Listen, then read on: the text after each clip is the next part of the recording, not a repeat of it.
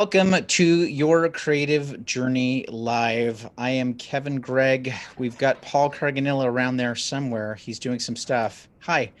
Paul is in an odd place. I'm even trying to there we go. Sometimes I've got to do this and I've got to make sure that the actual audio works.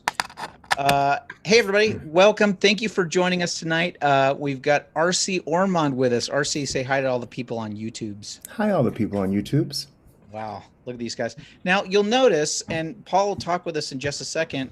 It kind of looks like Paul's in his normal place, but he actually isn't. He'll share some of this with us in just a moment, but then we'll probably share most of it for the audio podcast. Hey, I just want to say a quick hi to everybody that's joining us tonight. As always, producer Craig, thanks for being here. Hi, Diana, Angelica, Kelsey, Melissa, HD Photography. I And wonder. check. Oh, you sound really good. Oh, Check. that sounds really good, buddy. All right. Well, I can't record this week on this end. Okay. Sorry, man. I just grabbed. I have this That's memory fine. card that, Yeah. like, No, you're fine. Don't worry about it. Hey, you know what? It's going to work out fine because I've got, for those of you that are watching us on YouTube as well, you also get to see part of the reason that we get to do this with the live thing is you also get to see how podcasts work, right? And the way that we do this is we're streaming. I'm usually recording live audio. I usually take things from our Zoom feed and I'm able to split it up that way. Paul's in an interesting situation. We're going to save it for the podcast. We're going to save it for the audio podcast because we've got a lot to talk about. So, okay. What do you say we just dive in and do it? Yeah? Yeah, dude. Okay. Sounds good. All right. We'll start our audio podcast in 5, 4, 3. Hello, everyone, and welcome to Your Creative Journey. I'm Kevin Gregg. Thank God I'm still Paul Carganilla. So glad to have you here. Welcome to the show that is designed to help you get your creative work done. Whether you're an actor, writer, director, singer, dancer, painter, musician, ice skater, swimmer, entrepreneur, what else, Paul? Water balloon filler. High rope climber. Tightrope walker. Trapeze artist. Yeah. Whether or not you create paper airplanes and see how far they go. We don't care. This is the show for you. This is the show to help you so that we get you inspired so you get the work done. Part of the journey that we have, we also bring guests on the show to talk about their journey as well. Oh my gosh, somebody's there. No, they're not there anymore. Okay, good. We've got a fantastic actor, performer that's on the show with us today. Everyone say, that's you, RC. Everyone say hello to RC Ormond. Hi, RC. Hi, RC. Hi, guys. What's happening? Man, so glad to have you on the show. RC was with us several weeks ago. Kenny Landman was on, and we were doing the Dating Under Quarantine premiere for the short film, which RC was in. And both Paul and I had the same idea once we saw RC on that podcast. We said, we got to get this guy on here separately. Yeah. So, and he came on the Polly's Online Variety Show Christmas week and read a part in The Light, one of a short screenplay I had been working on. Wow, man, it's awesome. So glad to have you here with us tonight, RC. Honored to be a part of it. Thank you for asking, guys. It was a pleasure.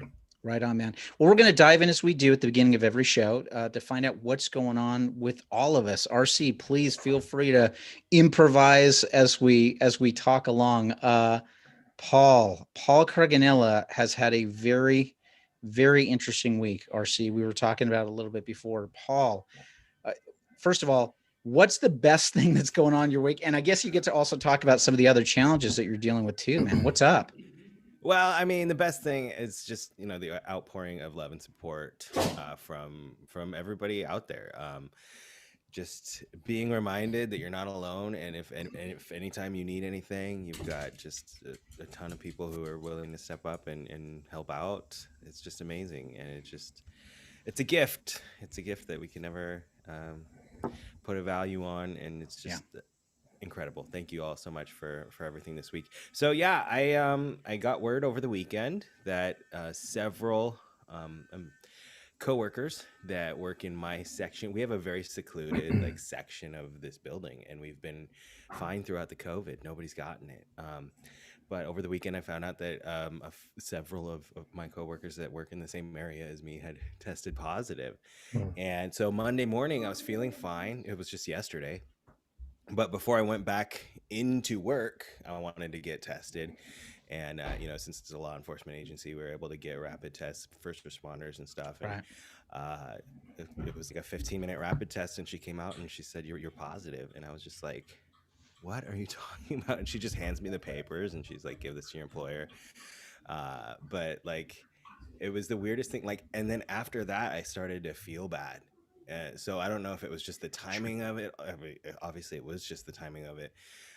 So I like called Jamie, my wife, and I was like, I tested positive, and she was just like, what are you kidding me? Because for anyone who doesn't know, my wife had this in March of last year. Yeah. And the kids were really sick, but my wife got tested because she's a police officer, and she got the positive test.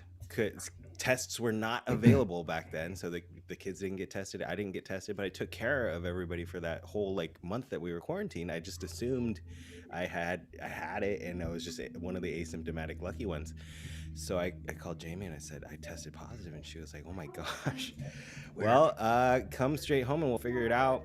And yesterday was just a whirlwind. Like we got in contact with my daughter Everly. She's 6 years old. She's in this show that Sony's producing, and so we got in touch with her employer and told her this was happening because of course Hollywood's taking it all super serious right now.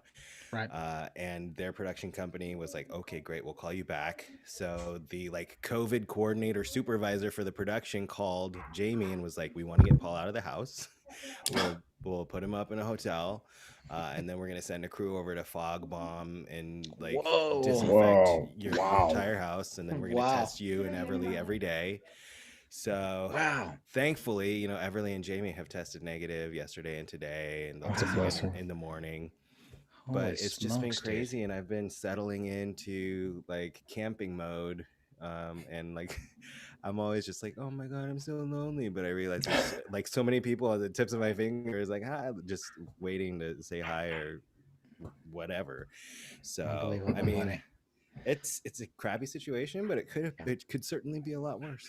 Right on, man. Mm-hmm. Well, I'm glad you're okay. And we're just praying for like a speedy recovery for you, dude. Ditto. Yeah. Thanks. Crazy curveballs. Guess what? I'm going to change it up this week. I'm going to change it up this week. Uh-oh. I'm going to go to what's the worst thing that happened to you this week? No, I'm actually started with that. I'm actually going to go to our guest first. I'm going to say, RC, what was the best thing that happened to you this week, buddy? Good. That's a great question. Well, believe it or not, I was yesterday I was doing my day job, which is Amazon delivery guy. And I was driving, and as I was driving, I had a number pop up on my cell phone, and it was my agent, which I haven't really talked to my agent about 11 months because there's really nothing here, not a lot of options here in LA when it comes to TV and film. Right. And so when my agent called, I was like, whoa, pulled over. Don't care about other people's packages. This is more important right now. I got to deal with this. Right. I haven't talked to this person in almost a year. Yes. And so I call her back. I'm like, hey, what's going on? She's like, hey, you got a series regular audition Friday. And I'm like, I'm sorry. What? Wow. So yeah, I have an audition for an Amazon series, a new Amazon series.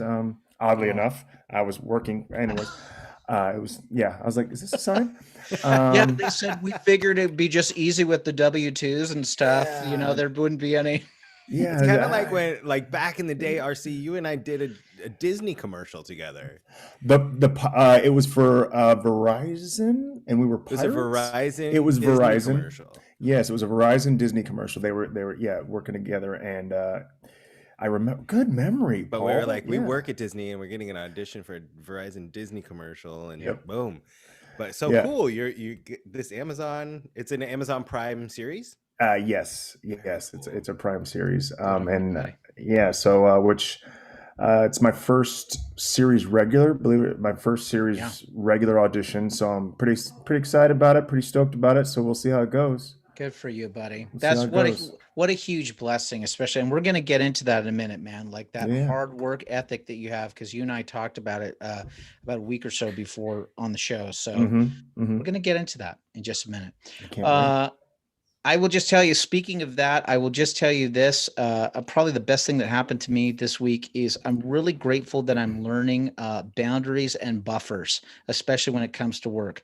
And I'll dive a little bit into this. I've been talking about it on the show. I have also been doing freelance work and other stuff. People don't know this about me on the show, but during when, I went into the entire furlough situation when all of this stuff went down and unemployment and RC and I have talked about this too. It's like, I am very uncomfortable taking unemployment. It's never been my jam. I get it that it's there and I paid into it, but it was just like really itching to do stuff. I did stuff during this pandemic, which included DoorDash delivery. Like I was actually delivering food and stuff just to have the work going. I've been doing freelance writing on Upwork, which has been great, and then working with some other educational companies. But the thing that also happens is it can spill over where you start you try to take control of too much stuff. And next thing, like my days have been turning into like 12, 13, 14, 15-hour days. And then I start seeing work spill over into the weekend. This last weekend, man, I was very clear with myself to go get till Friday night and be done, and make sure that you're spending Saturday focused on things that have to happen in the home. Like there's errands and things like that. Yeah. Again, and I've been talking about this consistently on this show, making sure that I'm keeping that Sabbath what it is. Like, do not do the other junk. And I will tell you, it was really, really refreshing to be able to get to that point and say, I've got this in my mind. Let me get to it. And so I would say a couple of things: grateful for the work, and then grateful that I'm learning to practice boundaries. Now, if I can just get that dialed in on weeknights to when I get to a certain point and shut it off, I might be better, because I'm terrible. I'm always getting up at like 4:30, 5 o'clock in the morning going, I gotta hit it. So anyway, that was some good stuff. What Kevin is saying is this will be the final episode of Your Creative Journey podcast. And what an episode it's going to be. Get something else. Well, RC, let's talk about this for a second, buddy, because I want to say, man, I'm so glad that you're transparent about that, because the pandemic has hit a lot of people creatively. And we've seen it in our own circles where it almost feels like some people got frozen in a way, right? Yeah. Where it was almost like, oh, wait a minute, this is the only thing that I know how to do, and I do, and unless I'm doing something where I'm either on stage or in front of a camera, I don't have worth or value or something to offer. Can you speak to that for yourself when all of this went down? Yeah, very much so. When back in March, when all this went down, and most of my day jobs are before pre-COVID were theme parks, dinner theaters. That would pay the bills, as I'm still entertaining. Those shut down. And so when those shut down, it's like, wow, okay, well, I don't want to, but it's there. I got to take it right now. I'll jump on unemployment until I figure out a plan. And so 9 months later, I'm like, okay, I got to find something. I got to do something. And the options were very limited. I'm like, okay, well, what can I'm an entertainer, and, I went to college for 3 years, but that was for theater. And so it's like, what can I do? What can I do that's going to help bring in the money and help pay the bills? That's not entertainment. Yeah. So I looked into some odd jobs here and there. And then I thought, okay, well, I'll just, like you said, you did the DoorDash, Kevin. I was like, I'll look into Amazon. I had a buddy that was doing Amazon, jumped into it, and there it is. I just started doing that. But even with that, even like with the job application, I'm used to performer resumes, right? So I had the manager, call me. I had a little, phone talk with him, and he's like, okay, well, you available tomorrow for an interview in person? I was like, yeah, 1:00. Sure. I'll be there. He's like, okay, cool. Bring a resume. And I'm like, yeah, you got it. Sure thing. And I get off the phone and I look at my wife and she goes, how'd it go? I go, I have a interview tomorrow. She goes, awesome. Why do you look so dumbfounded? I go, he asked me to bring a resume. I don't know. I haven't done a business resume in like 15 years, to be honest. Correct. How do I do that? So I literally went on Google and looked for examples, and I'm like, oh, okay. Yeah. work at Disney Inc. Disney Inc. Make it sound official. And what did I do? Okay, well, I was a Jedi. I was a pirate.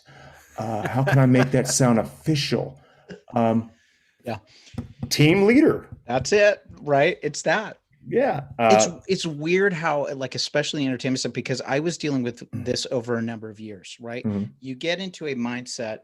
Again, this is no disparagement against the Walt Disney Company, because I'm grateful for all the work they've gotten. Mhm. It's very funny when you get into a certain place, how it can become very myopic, right? Right. And at times, I would say the biggest lesson that I've learned for myself over the last few years, and I hope that other creatives hear this, not just in terms of the Walt Disney Company, but wherever you're at.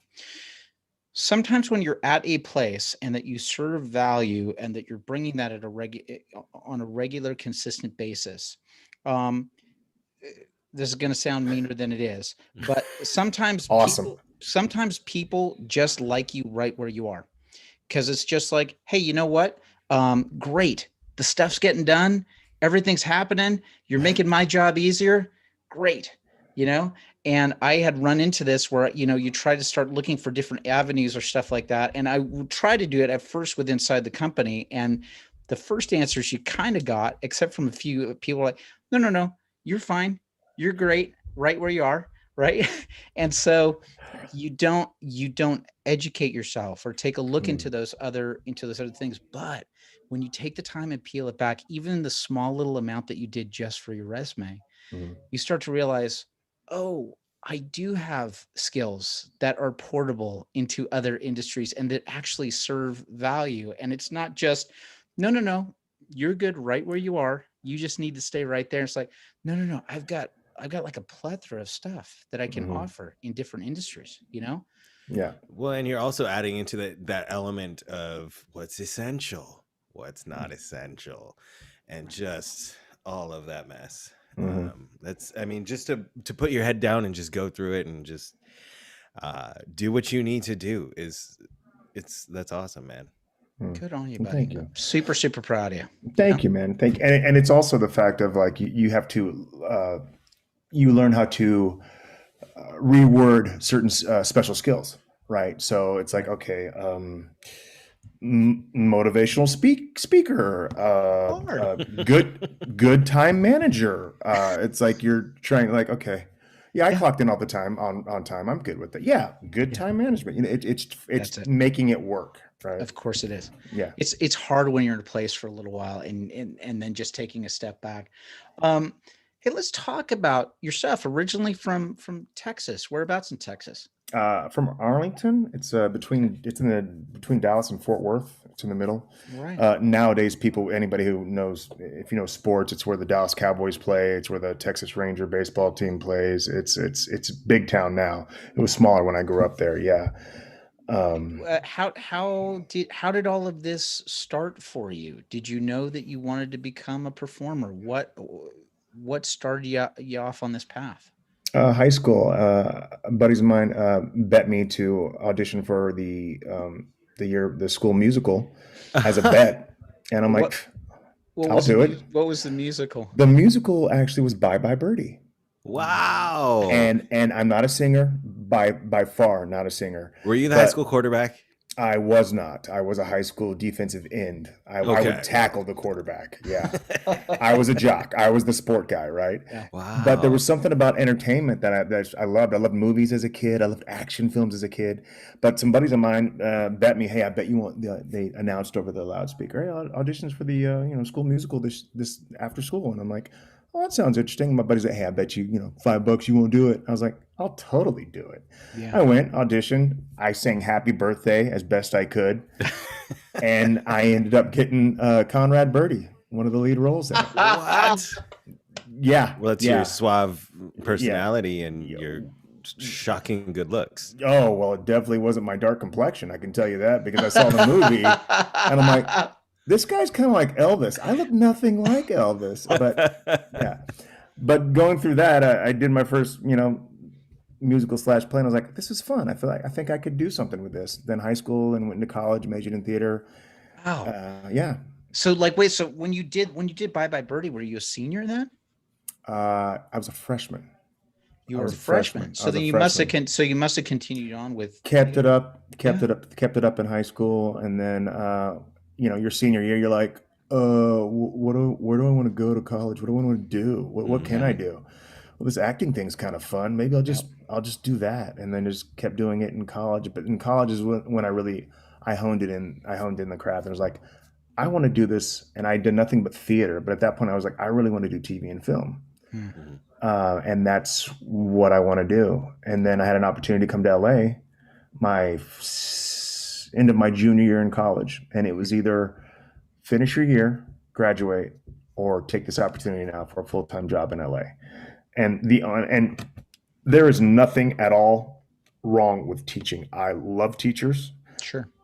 I just know that the only thing I was going to do with a BFA degree in theater is pretty much teach, right? Yeah. Yeah. That's not what I wanted to do. Yep. Just because me personally, I didn't want to do that as a profession. Nothing wrong with it at all. I just knew that that's not what I wanted to do.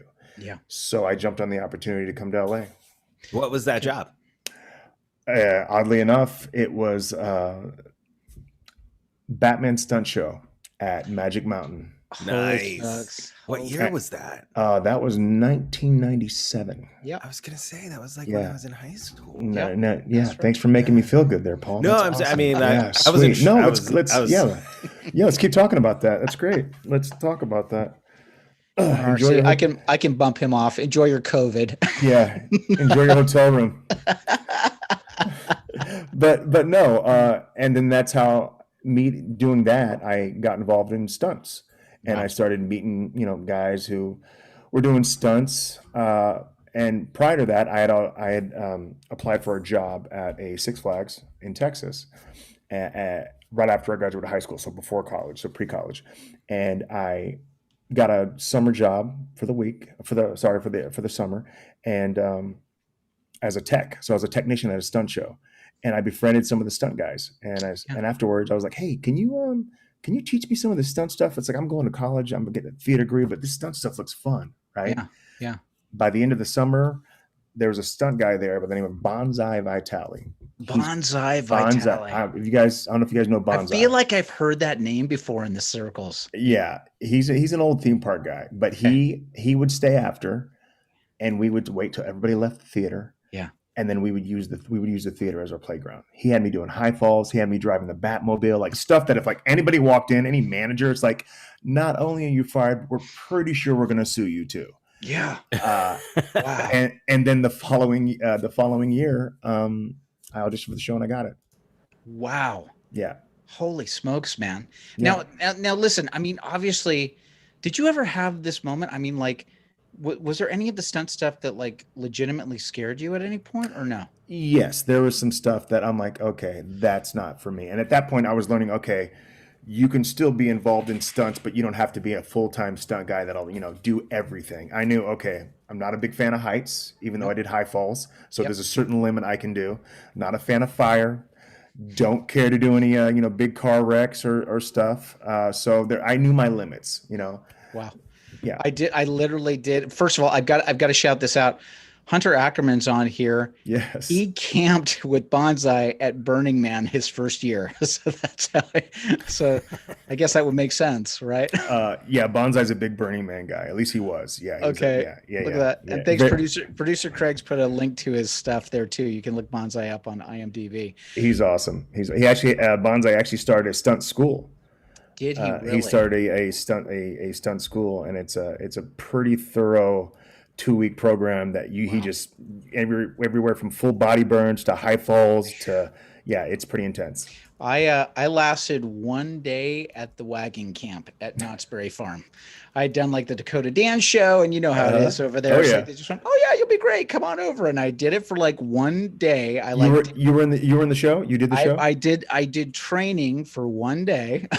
Was it for the star role, the hero? It was that, right? Okay, yep. So I was training and doing all that stuff. I remember a couple of things that really resonated for me. I remember doing all like the running around, the tumbles and all this stuff. Mm-hmm. And I remember like, wow, that's great. And I remember I started at 9 o'clock in the morning, and I first did like this entire routine of stuff. And it was just like, oh man, that's great. And I remember looking up at the clock and I went, it's only 9:45. then we went through the entire day, and then they had me practice one of those headers. Yes. They took me across the street to do it, and I did it a little bit. They got me up a little bit. And on my last header, I was probably like, I think I was like maybe 3 feet off the ground going onto the mat. But my last time down, I was going over, and I heard the guy that was training me go, "No." Which is exactly what you want to hear when you're falling upside down from. I collapsed upside down on my neck, and I got up, and I got shook up. I could kind of feel it. And this was shortly after they'd had the accident, probably about a year or two before, with the guy falling off the Jay Mead. Yeah. Mm-hmm. And then I just thought, no, I'm okay. That's okay. It's a certain type of breed that can do that. So good on you, man. Yeah. So, but you kept going. You kept doing it. Well, I did it because it was fun, but also it was the best. It was easier than waiting tables, right? It paid well, and it was an easy job that I got special skills in. I still focused on acting, but the stunt stuff really it astonished me. I was like, I kind of want to learn more, right? And it was good. I knew that sooner or later these worlds would collide, and now they have, because back in 97, 98, it was a strict line of you're either an actor or you're a stunt guy. Stunt guys don't like actors, prima donna actors, and actors really don't care for dumb stunt guys who can't say lines. Right. And nowadays it's like producers they want actors to be more physical because it's easier to shoot stuff. If I can shoot you like right here and you're doing a fight scene with the hero or the villain, that's awesome, right? So we don't have to cut back and forth to a stunt double. Gosh, what a strange thing to balance for years, because I'm wondering if at times it must have been very frustrating for you. I mean, especially because I know that you had, first of all, I'm just going to say this. I'm just going to say this out loud. Uh-oh. I got the pleasure of getting to direct RC just about a year and a half ago, and we had never worked together, but I was so grateful to have you with me and I've known you over the years, seeing you in certain shows that I've seen you in. I've always been so impressed with you, whether it was Jedi, whether it was down at Waterworld, whatever. You're truly in the moment, very present, very charismatic. Thank you. I'm going to say this. I'm sorry. I promised my wife that I would repeat this, and I said, I'm not going to say this. She said, "Oh, you're getting to talk to sexy Billy Zane tonight." I said, well, first of all, Billy Zane is attractive, but you're even more than that, RC. Well, thank you, and thank you to your wife. Thank you for the compliment. Kate adores you. She thinks you're just fantastic. You've been fantastic in all the shows that we've ever seen you over the years, but I finally got to direct RC in something. And this guy is, I'm just going to say it flat out, this guy is such a consummate professional, taking things that I threw at him during some showcase stuff that we did for Star Wars Galaxy's Edge. What a true professional. And hands down, I've said it before, if I ever get the opportunity to work with you again or to place you into something again, I will do it in a heartbeat, because you're in that moment and so present. So my question to you is, I'm wondering if it was a struggle for you. Yes, there's that, there's the activity side and getting into things and doing the stunt stuff, but I know that there's also this heart of an actor that's there. And was that a challenge for you over the years? Very much so, because especially back in the late 90s when I got started, because I learned very quickly when I moved out here when I was 21. When I moved out here at 21, I thought, oh, okay, well, I've got talent. I've got enough talent to compete with whoever, I learned quickly that talent has very little to do with it. It's a lot about, okay, yeah, you have to have talent, but it's also about networking and who you know and timing and faith. But at the beginning, in the late 90s, if you were labeled a stunt guy, that means you couldn't act. If you were labeled an actor, that meant that you weren't physical at all. Well, I could do both. So I would have to be careful who I talked to. If I was working on a TV or film as a stunt guy, I wouldn't bring up acting, because the first time I did, stunt guys are like, "Wait, are you an actor?" And I'm like, no, I took a couple classes, but nothing serious, right? But then you go to casting director reads, right, for auditions, and casting directors, if they saw any word of stunt on special skills or anything, immediately they're like, "Oh, he's a stunt guy. He can't read. He can't act." So it's like, here's a third challenging spoke that you had to deal with over the years, which Paul and I have talked about, that also theme park actors at times are not taken yes. seriously. We've No. talked about it here before on the show, where you like look at stuff and they see that you've worked at Disneyland or Universal and, you know, say, what are you, Goofy? They think that you're some sort of head character. Mhm. That's like, no, like I'm a legitimate performer. So Right. you also have that extra thing to deal with. Yeah. Not and that there's anything wrong with being goofy. at all. At No, all. not at At all. all. No. No. At all. No, there's some very talented goofies I know out there, but it's a stereotype of, oh, you just get to put on a head and you don't do anything, right? And even that isn't true, right? Those guys are incredible performers. But Well, yeah, piggybacking on that, Kevin, it's like when people would see, you know, any type of theme park on your resume, they'd be like, "Oh, okay, so you're not a real actor because you work at Universal or you work at Disney." It's like, well, no, I am. It's an easy job that pays the bills. It's my waiting tables job. That's all. Yeah. That's what it is. You know. it was a hard, and Paul, you can probably talk to this too. I had, you know, fortunately I was able to have some commercial success, so I was grateful for that, for getting into commercials. But I will tell you, the TV and film thing, like I couldn't crack it for some reason. And you know, maybe there were certain things where it was like I was, you know, taking care of family or trying to balance several of those things at the same time. But it just, for me as a performer, it was so hard for me to crack that TV film thing, you know? And I just, to your point, right? It's like you can have talent, but it is, and I remember, I mean, listen, I looked like this when I was 17, right? I had, you know, Lucky. Well, I had wrinkles and all that stuff that were in me. So I was already like, people would kind of go, what age are you? You know, like I'd have a lot of that. But yeah, it was an odd nut for me to crack. I don't know if either of you guys experienced that at times during your career.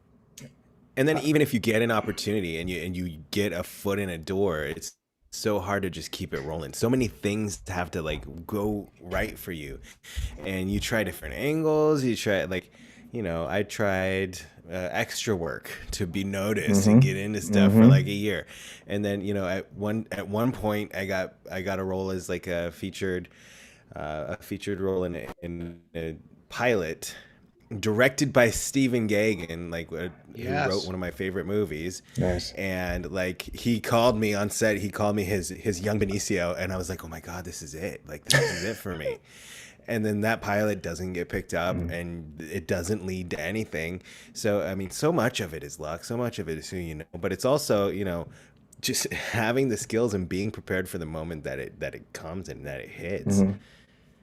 Piggybacking on that also, Paul, it's like also, with that being said, sometimes, especially for TV and film, you could go in, you could prep for an audition, you could have those sides memorized nonstop, learn, you know everything about it, and you making choices, you're making bold choices, brave choices. You go in there and you nail the audition, right?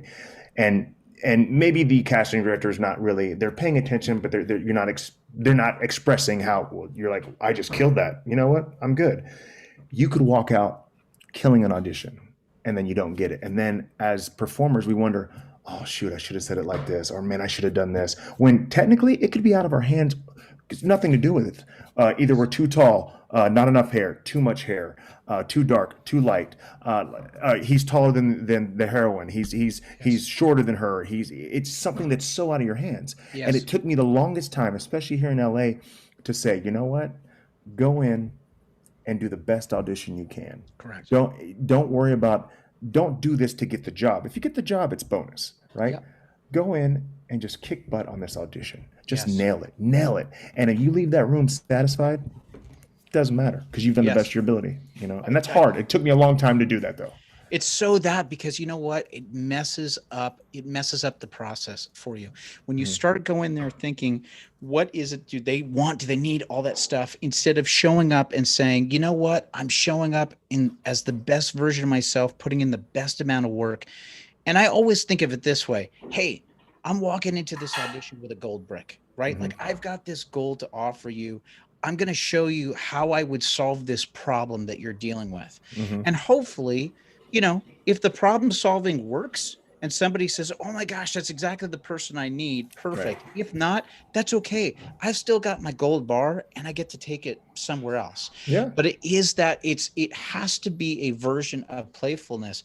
I left Disney at one point back in 2005. I was in a weird place in my life. I was at a point where I was doing pretty well commercially. I was getting commercial stuff, and I got angry with some stuff I was immature with some manager stuff I was dealing with at Disney. And I just said, I'm out of here. I split and I took off. He got cocky. I did. But honestly, I will tell you, there is the truth to this. I just went, I'm out of here. I'm going to go do this. And I left and I was unemployed for 11 months. And I remember like there was this feeling, of just like, I got to book this thing. I got to book this thing. And I remember like a few months later, like I booked a commercial and was like, great, it's going to start hitting. And then I got cut out of that commercial. And it was this weird thing. It's almost like they could smell it on you. They could smell the desperation. Like all of a sudden, them booking me or bringing me in for a job, it was determining my value and my worth. And the odd thing was, I'm very grateful to Mitch Masilnikar and Dana White. I think that they were instrumental to bringing me back at Disney when they brought me back, and I started working again at the park. And as soon as I started working again at the park and just saying, I just need to keep my head down and, humble myself and just get myself working. And then all of a sudden I started getting more work than I'd ever done before. I started getting the commercial work, all this other stuff. But it was like, I got out of my head. I got out of myself. And it's so important, especially for actors, It's hard to do though for actors. It really is, especially when you get a role that maybe you've been waiting on that's very meaty, and you're like, this is me. This is I've been waiting for something like this to get a hands on it, right? And it's hard to separate want from need. It's hard to separate that. It's hard to separate, you know what? I really want this, but do I need it? Do I need it? I don't need it because I'm going to survive whether I get it or not, right? Yeah. But I really want it. But you know what? I have to separate. I don't go in, make it about the performance. If anything, it's a free audition from this casting director. I'm going to go in and for 2 minutes, I'm going to wow this casting director to where if I don't get this role, they're going to bring me in for something else.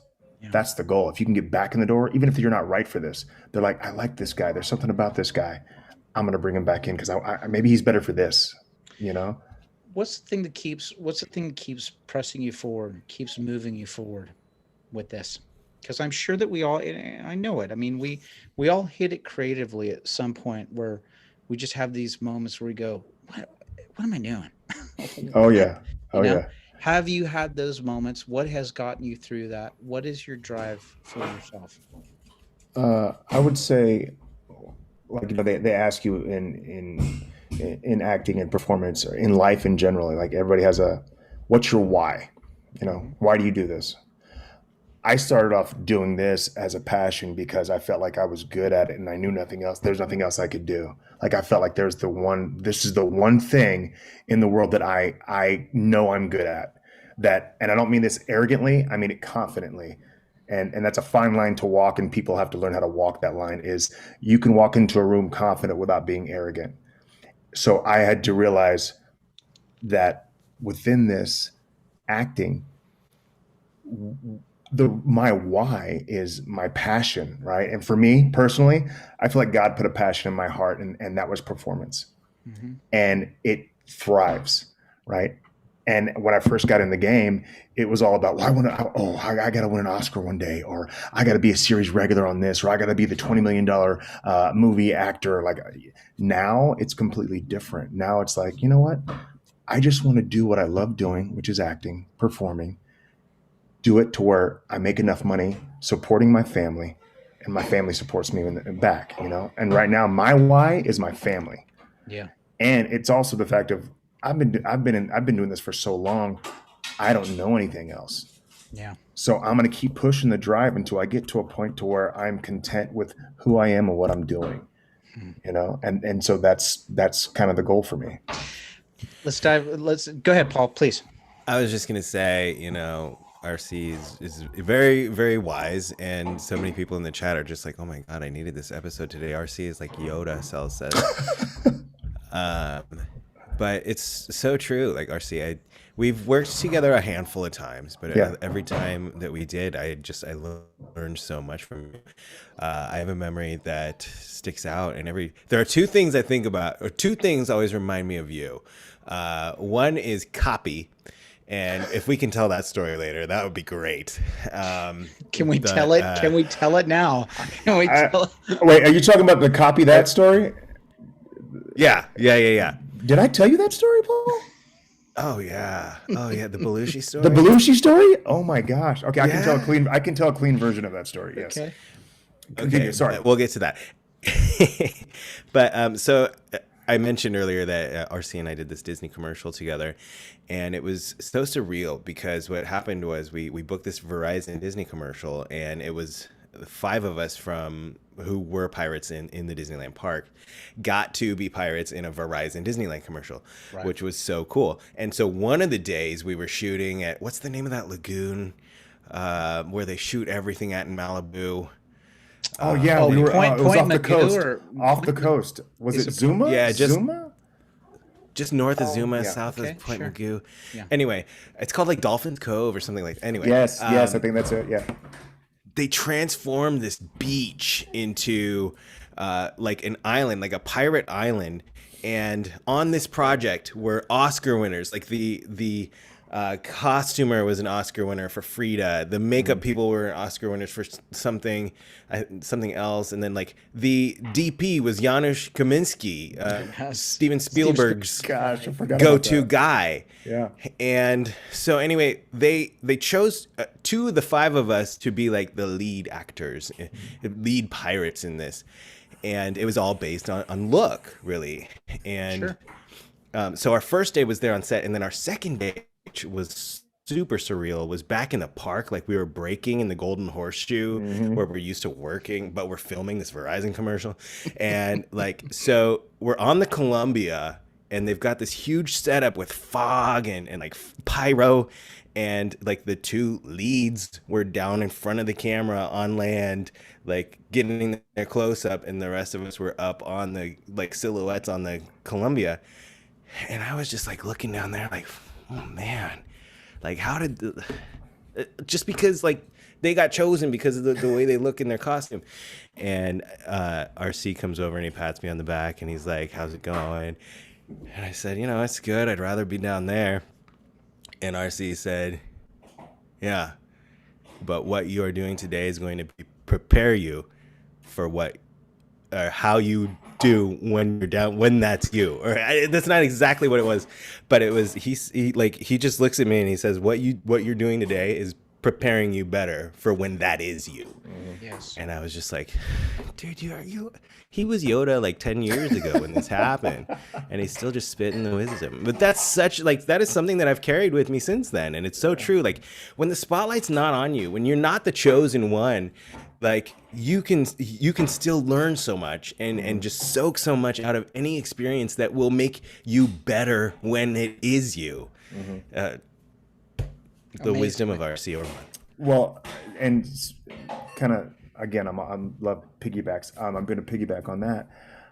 A good friend of mine, I think friend of both of yours, Kevin, Kwame Adams. Yep. Oh yeah. I was going through a rough time in my life with just personal stuff, and it's so bad to where I was like, you know what, I need to step away from performance. I need to get a real job, be a real estate agent or something like that. And it was a dark time in my life. And I remember Kwame took me to lunch one day, and we were talking about life and performance and stuff. And he says, you know what you're going through right now, you're gonna get through it, right?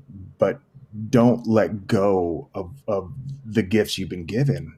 I'm like, what do you mean? He's like, keep thriving. Like, you've got a talent, keep thriving. Because I'm going to tell you this, and this stuck with me forever. Kwame looks at me and goes, when preparation meets opportunity, there will be an explosion of success. Mm-hmm. And I was like, what did you just say? Mind bomb, And he's like, you're preparing right now, going through life, right? Whatever you're dealing with right now, your preparation, right, of all the stuff you're dealing with is going to give you, one day you climbing over this mountain, there's going to be an opportunity. And because you went through this, there will be an explosion of success because of that. I'm going to tell you, it's so important to know that. Like, even now, as we're in this pandemic, and I know that there's creatives that have been working, and all of a sudden they've had just this gap of nothing happen. And to the point of what you've talked about, I remember specifically, man, I get to be public with this I've never been public with this story before. Get ready.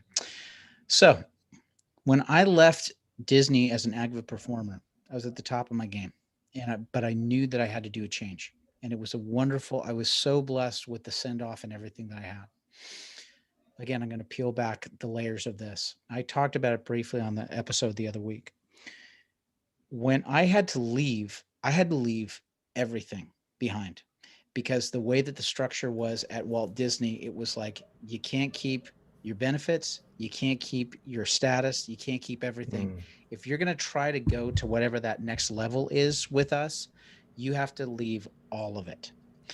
And that's what I did. I cut off completely from the company. I separated fully from the company with not even a promise that there was going to be work coming my way, but with I don't know, we'll see. And I remember 5 weeks after that had ended, I called up the same point person to say, okay, I got a full separation from the company, all this stuff. And the first answer I got was, yeah, we don't have anything for you right now. And I remember going, oh. And then the next day I got a call from someone saying, well, there might be a little something. But a couple of weeks after that, and my wife laughs about this. It's like, Kevin, you didn't do as much as you think you did. And right. But I remember I was at a point where I didn't have anything that was coming in. And I literally took a minimum wage usher job down at the Wiltern Theater, where my 21-year-old son, Maddie, was my manager for several shifts, in my 40s, and kind of going, okay, I've left it all. I've left like whatever that stuff is, and just have a moment where I just go, okay, this is where I'm at in this stage. And I think that we have to go through these hills and these valleys. Again, it's always an upward trajectory, but it's not always smooth sailing. I think that anybody that thinks it's all like, well, what I'm looking for is I'm just looking to always have money and always be comfortable and always have stuff going. And that ain't life. And that's not growth. As a matter of fact, what that literally is, that's literally cocooning yourself and suffocating yourself, because you can't do it, because you'll eventually get stagnant and die. If you think you're at the plateau of what you're supposed to be doing, anyone that says, this is it, I've launched exactly where I need to be. No, you're not. You're literally defaulting, going down. There always has to be a struggle. We know this, with weightlifting, anything. The only way that you build muscle is through resistance, right? Yeah. It comes, but we got to realize like these things are there for a reason. So, honestly, and that stuff that Kwame was talking to you about, these low points and everything you're doing, and get back in it. Put that head down. Do it. Yeah. I'm a huge fan of that, Yeah. Funny story. One time I was still working at Disney. I was like 3 shifts a week still, but my 1-year-old daughter and my dog booked a Big Lots commercial together, and they made more money in one day than I did all week. My 1-year-old and my dog. Well, that's what it is, man. That's what it is. This is what this crazy business is, man. And all you can do is look back home and go, you know what? Good for you, honey. Good for you. Daddy's proud of you. Let me go put on this. Let me go put on this Kazoo costume real quick. There are trained dogs. There are intelligent dogs. Mine is neither. My dog is a box of rocks in his head. And he surprised the heck out of me that day. Like by the end of the day, we had him like sitting and going to get a drink of water on cue. And I was just looking at him like, what? Who is this dog? Why haven't I been auditioning him for years? You never do that at home.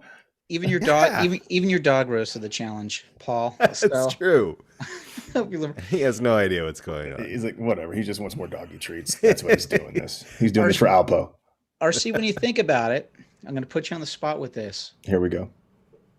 Highlights, things that really stick out to yourself. Things that stick out to yourself as like real flag posts, markers in your creative career where you've kind of gone, you know what, that was a big one, whether it was a good thing or a bad thing that happened to you performing wise, where you went, wow, that's a huge lesson that I'm applying. I mean, you obviously talked a little bit about it with the Kwame situation here, but other ones that might. You mean like more performance based or it could be based? something, it could be any of those. It could be performance based, entertainment based. It could be something where you go, wow, this is a moment. This is where I've learned something. I'll give an example.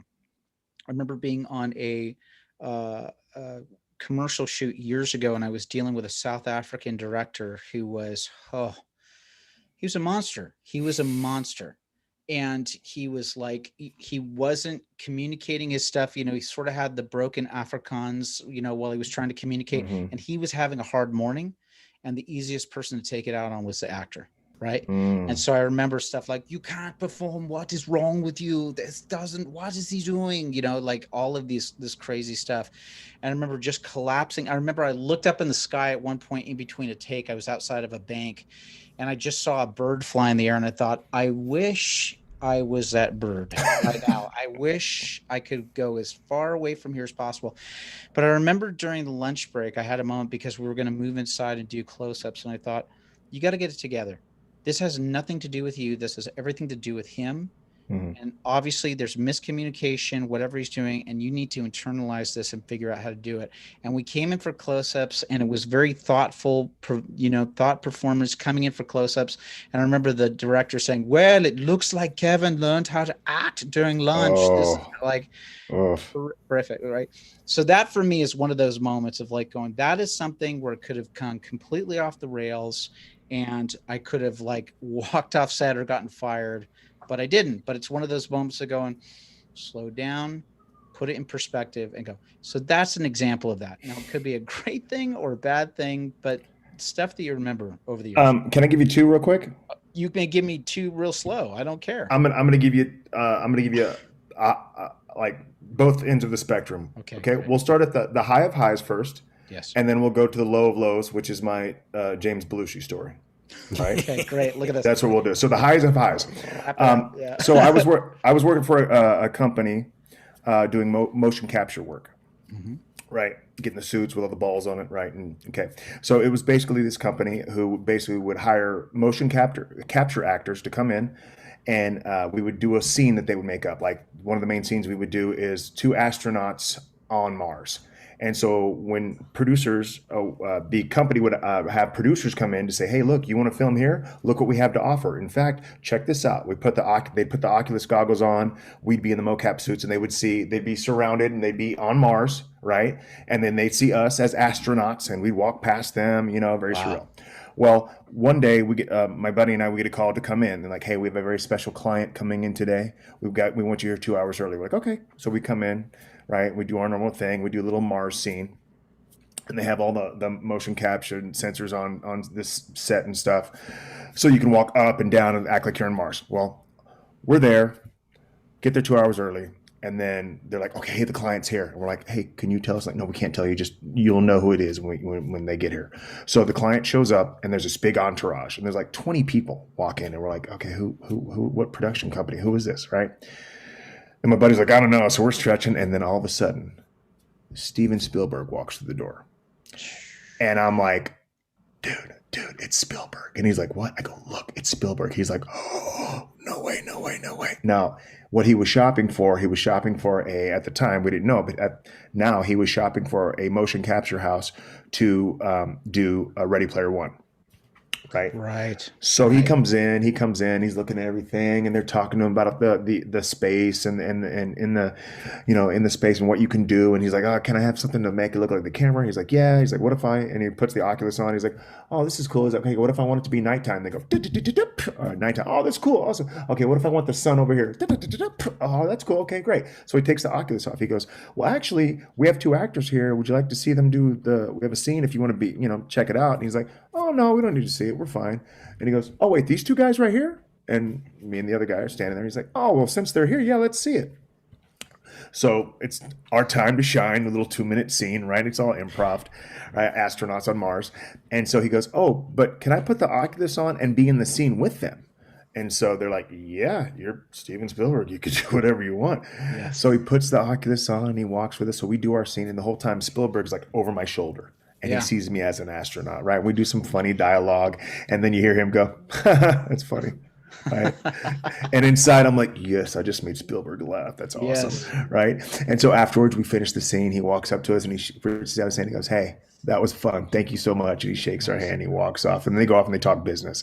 And I'm like, that was awesome. The fact that I just did a stupid little astronaut on Mars scene for Spielberg, who was like 2 feet behind me the whole time. And everybody surrounded the area, right? Everybody surrounded the circumference. And it's just us three in the scene. So that was cool. Amazing. And so that was kind of a high moment, right, in my life. And you can tell people that you've been directed by Steven. I was directed by Steven Spielberg. Yeah. Yes. Yeah. And I was like, if it never happens, it happened, you know. Now let's go on the other side of the spectrum. Yes. Paul loves this story. In fact, most people who know me, I've told this story. This is probably the worst experience I've ever had, and I'm not kidding. It's very similar to your story, Kev. Right? It's very similar to your story. Okay. I'm going to keep it PG, but just know it was very rated R. Okay. Got it. So I'm on a TV show as a cop.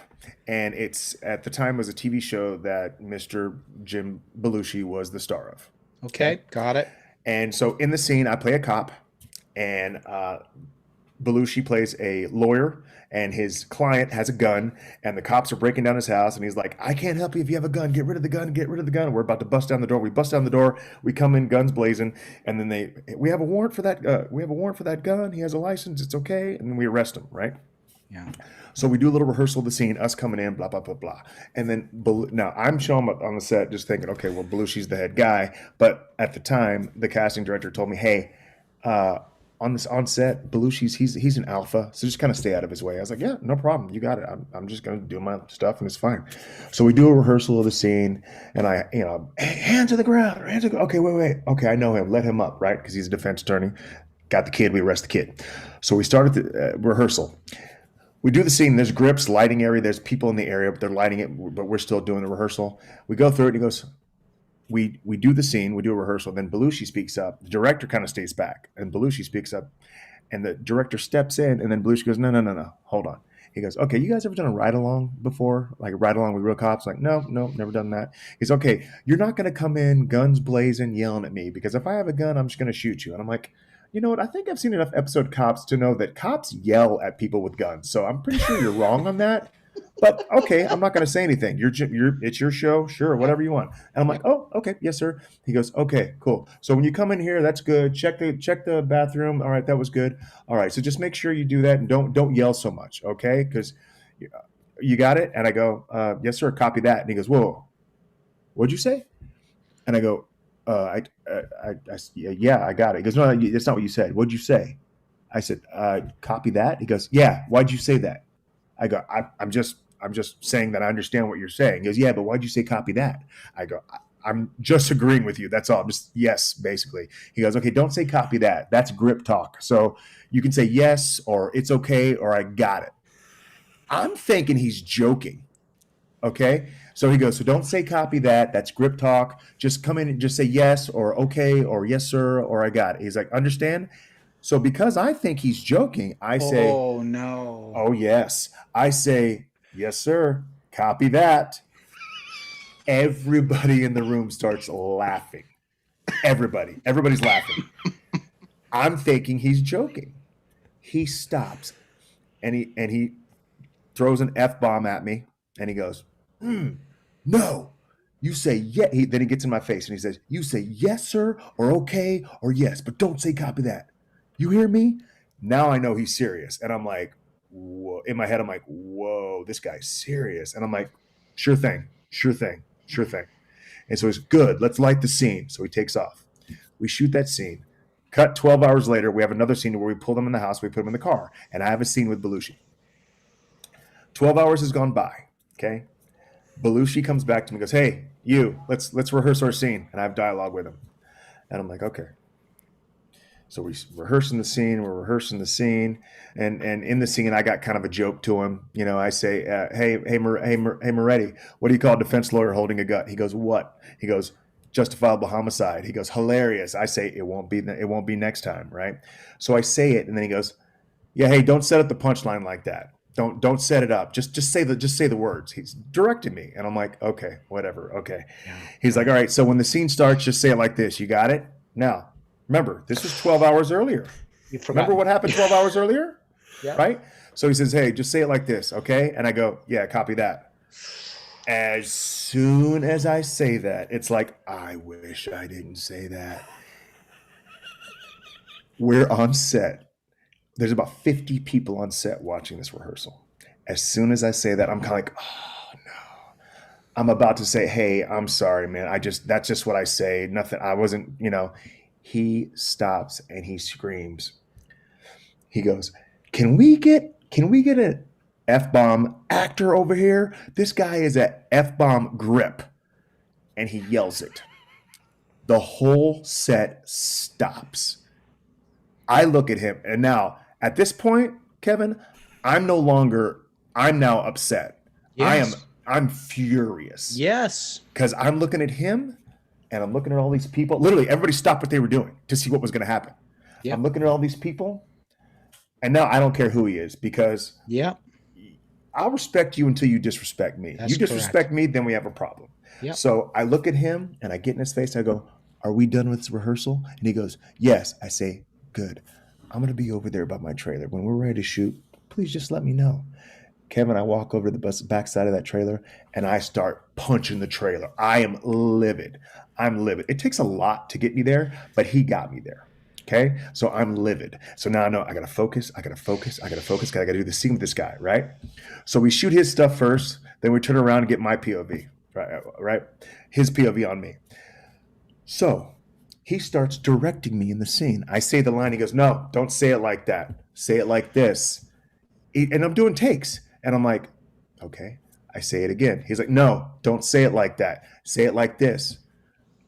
Kevin, he does it 4 or 5 times. He stops me. I stop. I look at the director like, are you going to say? And the director's like, just do what he says. And I'm like, wow. Now I'm thinking, because he has so much power and clout on set, that he's got to be an executive producer. He's not only the number one, he's also an executive producer, right? Yes. So that's why the director's backing down from him. Yes. We do it 4 more times, Kevin. Each time, except for the very last one, he stops me and says, say it again. Say it again. To the point to where the kid, the guest star that I'm arresting, he literally says, come on, dude, give the guy a break, right? And I'm just going, I say it the way he wants, and he goes, yes, that was it. Excellent. You guys get that? All right, let's use that one. And then he walks with me and he sticks out his hand. He goes, hey, good job today. And I look at his hand, I look at him in the face, and I just walk away. That was the worst moment I've ever had on set. Did your scene end up in the show? Oh yeah, it worked. Oh yeah, it was there. I don't know which take it was, because every time I was livid. And at that point, as a performer, I'm like, I can't believe this guy's treating me this way right now, right? And as a human, it's like, why am I not headbutting this guy right now? How am I not ground and pounding this guy right now to disrespect me like this? What's your lesson from this? What's the lesson that you to this day? I don't know, Kevin. I kid you not. To this day, I ask myself, Belushi, is it? He's a jerk. To this day, Kevin, I go, why did I let him do that? Why didn't I just walk away? Why didn't I say something? Why didn't I speak up, right? Why didn't I just sit there and take it and stay professional, right? So I don't know what the lesson was. To this day, I don't know why. Guess what? Surprise! Congratulations! You're now about to learn what this lesson. Here we go. It's been a while. Because you know why? I'm going to tell you what the lesson is on this, because I experienced this with another actor as well. Mm-hmm. You know what that lesson was? He gave an example of how you will never behave with other people on a set. 100%. Or treat other people on set, no matter how big it is that you get.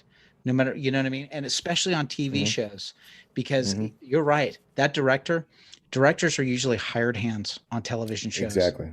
I guarantee you that he was an executive producer. No. Come to find out, Kev. Yeah. He wasn't a producer on the show. He's just the number one, and he walks around like a peacock with his feathers just fluffed, and like he's them, and no one can talk back to him. And I'm like, unbelievable that this guy continues to get work just because of his last name. Let's be honest. So yeah. I worked as a featured extra on a show years ago. I will not tell you who the actor is, but he portrayed Sonny Corleone in The Godfather and also was in the movie Elf. That's all I'm going to say. Oh no! So I've heard stories about him, to be honest. Yeah. But I worked as a feature extra for several days on a show, and the behavior was because the series he'd been on had been around for a couple of years and they were renewing it, would really do things of like, would say this stuff to the crew of like, they had a long time with a setup, getting a setup. And if it took them too long, he would say, you took 2 hours to set up and you wasted my time. Now I'm going to go waste 2 hours of your time. And then he would go back into set. And I remember we were out, it must've been way out in Canyon Country doing a night scene. And he had to do a fight scene. And the fight scene is literally like, he has to get beat up. Like this is the beginning of the beginning of the show is your main character is gotten captured by thugs. They've stolen his daughter. He's in the worst, possible scenario. And then we have to continue on with the story. And he kept coming up with things like, yeah, but when that guy hits me, then I'm going to get up and then I'm going to hit him back a couple of times. And then he do that stuff a couple of times and then just go, why? That's not progressing the story. You just want to make sure that nobody. Yeah. Anyway, yeah. It's just examples of what you don't want to be. Yeah. Now, real quick, if I can just tell you a small classy story. Okay. I'm on the set of the Green Hornet. Okay. It's 2009. At that point, I played a stunt thug, and one of the main bad guys' stunt thugs, right? I'm like one of his henchmen, right? There's like 8 stunt guys in line. We're doing this rehearsal, and then the lead actor, the villain, walks in. Well, at the time, I didn't know it. It's Christoph Waltz. Yeah. And I'm like, and I just watched the movie that he did. Inglorious. Yes. I just watched that. I didn't know if I could say the B word. I'm sorry. Yes. So I just watched that going, oh my gosh, that guy was awesome. He was the main bad guy in that. Yeah, that guy was great. So he walks in, and the first AD's talking to him as he's walking. He walks in, he sees all of us, and he's like, and the first AD is kind of talking to him, giving him direction and stuff. And he's like, okay, yeah, and he's kind of listening, but he sees all of us, and he's like, I'm sorry, could you just wait 1 minute? And I'm first in the line, and then we're all like lined up, waiting on direction. He walks to me first, and he says, Christoph, what's your name? And I'm like, Sweet. RC. He goes, RC, pleasure to meet you. He goes down the line and he shakes every stunt guy's hand. And then at the end, he goes, gentlemen, it's going to be a pleasure working with all of you. I'm sorry. I apologize. I just had to get an introduction. Could you give me that direction again? And I'm like, dude, class act. He didn't have to take the time to get our names, but he took time to go down the line and get everybody's name. And I'm like, buddy, not only do you deserve the Oscar, but you just won the golden key to my heart. I experienced that as a featured extra with Sir Anthony Hopkins as well. He literally came down. Hi, Tony Hopkins. Tony Hopkins. Good to meet you. It was just as casual as possible. And when people do that, that's an amazing thing. So pretty cool stuff. Here's what we got to do. Yes. Tony Hopkins. Here's what we got to do. To maybe just one question. Yes. What would you tell somebody that's trying to get into this business, whether they're a younger person or whether they're somebody that have been away from it for a while? What's your piece of advice to them, man? What's your piece of advice to them? Perseverance. If you really want to do it, whether it's in front of the camera or on stage, behind the camera, if it's any form of performance or in general entertainment, and you really want to do it, whether you're nervous or you're scared or you don't think you can do it, you don't know until you try, right? So if that means, you know what, I'm going to break out of my comfort zone, I'm going to go take an acting class, or I'm going to go take a stage combat class, or whatever it is, perseverance, right? Get over the fear of what you really want to do, because if you really want to do it, don't quit, don't give up. Right. I've been doing this for 25 years and I'm still grinding, because I have a passion in my heart, like I said earlier, that God put there. And I have a why, which is my family that I want to take care of, doing what I love doing. So I can't imagine. And so I'm going to keep going. And whether that works, whether that means I work at Disney or I work at Universal, or I work at Knott's Berry Farm, or I work at Amazon, or I'm a barista at Starbucks, I'm going to keep doing what I have to do to thrive and survive and get to the point where I'm going to be happy doing what I love doing, which is performing. So just don't quit. Don't give up, right? Persevere through what you really want to do, because nothing's easy. If it was easy, no, everybody do it, right? So if you really want to do something that you love doing, don't give up. Follow your dreams. Dream it. Follow through. Wonderful. I can't think of a better place to say it. Paul, anything for you, buddy? No, it's the same. I would just add on to that. Don't give up and continue to grow in everything. What RC told me on the set 10 years ago. Use every opportunity as a minute to just work on getting better for when the opportunity is in your hands. Amen. Rockstar, buddy. Hey, how can people find you? Online, social media, anything like that? Anything you want to point people towards at all, or no? Or find you on IMDb or IMDb, RC Ormond. You can find me on Insta, RC Ormond. Yeah. Right on, buddy. Yeah. Good on you. May continual blessings come your way. And it's been a pleasure having you on the show, gentlemen. Thank you for having me on. It was awesome. It was fun. Yes, thank you. It was a blast. And Paul, I'm sorry, but enjoy your stay. All right, take advantage of where you're at. Take advantage of the amenities, and don't forget to turn the fridge back on. Fridge back on. Thank you so much. Right. You got to do that. Hey, stick around for a second. RC, we're going to say goodbye to the YouTube people in a moment, but for right now, we're going to say bye to our audio podcast people. Hey, Paul, how can people help us with the show so they can hear episodes like this and other guests that we've interviewed before on your creative journey? That's simple. Just subscribe and follow the show. And of course, any positive review on Apple Podcasts through iTunes, but Apple Podcasts will help. Just like we've got one from our good friend, Kay Weiland, also known to some of us as Kenny Lamon on this thing. Oh, yeah. Yes. He wrote this review, which says, "Get creative. Awesome podcast with a wonderful variety of guests tackling the creative experience. If you haven't started listening yet, now's the time. The hosts are genuine and the conversation is lively." Thanks, Kenny. We appreciate that. So if you leave us thanks, Kenny. Positive review like that, we'd be more than happy to read it on the show. And listen, just share this with your friends. You can find us at yourcreativejourneypodcast.com as well. Go check out the show notes, the links, all that other stuff, and let other people know about it. We will see you next week for the show. In the meantime, God bless all of you, and we will see you next time. I'll be right here. Bye, everybody. Oh, look at that. Perfect. Your timer just went off. Hey, YouTube. Yeah, that's just to remind me to plug back in that thing. You better reset it again. Hey, before we go, can I read or see something and say thank you, Scott Gilbert, for dropping into the super chat there. Thanks, buddy. Supporting the show. That's the first time we've had a super chat on this, buddy. It is. Wow. It is the very first time. Thank you, Scott popped Gilbert. Our super chat bubble.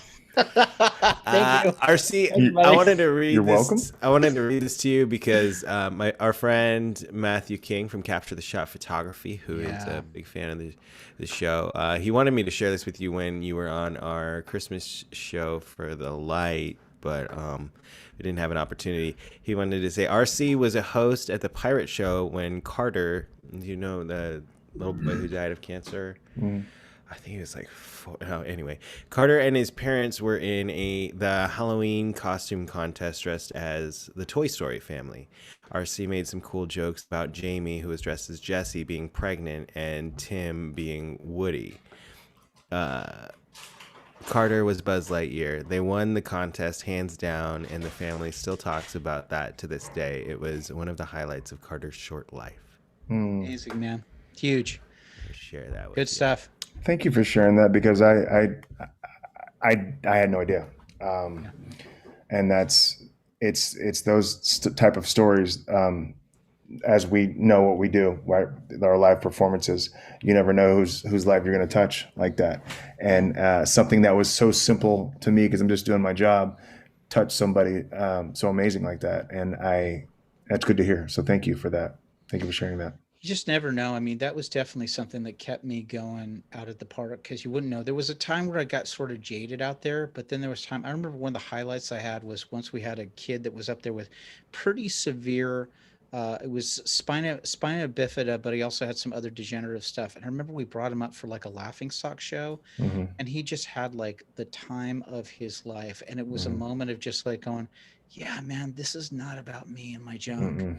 This is about bringing joy to this family and this kid for a moment. So I'm so grateful that that family had that moment. Thank you, Matt, for sharing that show. Thank you. Yeah. We got just big shout outs. Brian Reed's on the feed, man. B Reed. Come on, buddy. All these Todd Stubler's here tonight. Hey, buddy. Glad to have you. Man, so glad to have all of you guys out here. Just a lot of love for Kwame on the thing. Scott Gilbert, I'm just so thank you so much, man, for sending that one. Kenny Lamon's here, of course. I think he probably just wanted to hear his review read. I'm kidding. Kenny Lamont, he's something else, dude. Very, very talented. Super impressed with that short film that you guys did, man. I want to see. Have you ever heard Kenny rap? You know, I haven't. Oddly enough, in all these years, I haven't heard it.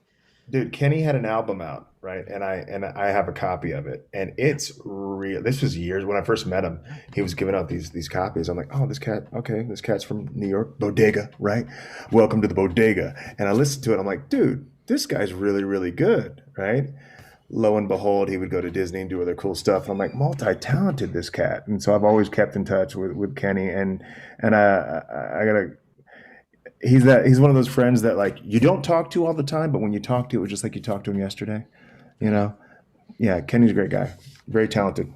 Well, I talked to him plenty, and it sounds like you talk to him every day. So thanks again, Scott Gilbert. Look at that, man. Scott's just dropped like $5. No worries. Look at this. Holy smokes. Good feeling. Uh-oh. Wait a second. Uh-oh. My son Maddie's on the chat, everybody. He came in. Listen, you don't know this, RC, but my son Maddie shows up on these things. And, well, is he like the Don Rickles of this stream? I don't know what he is. We once were doing a live those show. Heckling old guys in the Muppets. Him and Danny Roquet. They both once got. Oh, Danny Roquet. Wow. We got to get Danny on this podcast. Well, I'm trying to do that, actually, as a matter of fact. Danny's been floating some ideas with some guests, and I finally told Danny, I said, I get that, Danny. When are we bringing you on the show? Because I definitely want to talk about, especially the stuff that he's gone through this last year, man. I mean, he's God bless him, man. He's amazing. He's amazing. Yeah. So anyway, listen. RC, it's been a blast. Any final thoughts that you want to pass along to our YouTube folks at all? I'm sorry. I'm laughing because Maddie literally just dropped $5 in the super chat and said, please be quiet. I'm gaming in the next room. Love you. My word of advice is to people is just be safe out there. Be careful, you know. As we all know, it's it's a crazy world we're living in when it comes to COVID, social injustice, everything. So just be careful. You know, protect yourself, protect your families. You know. Gotcha, buddy. Also, Kevin, let your wife know that I did stunt double Billy Zane one time in my life. Did you really? I really did. For what was the show? What were you working on? It was a bad B-rated action movie. I think it was like Billy Zane does B-rated movies. Shh! Don't tell anybody. Don't tell anybody. Well, I think what would you say like.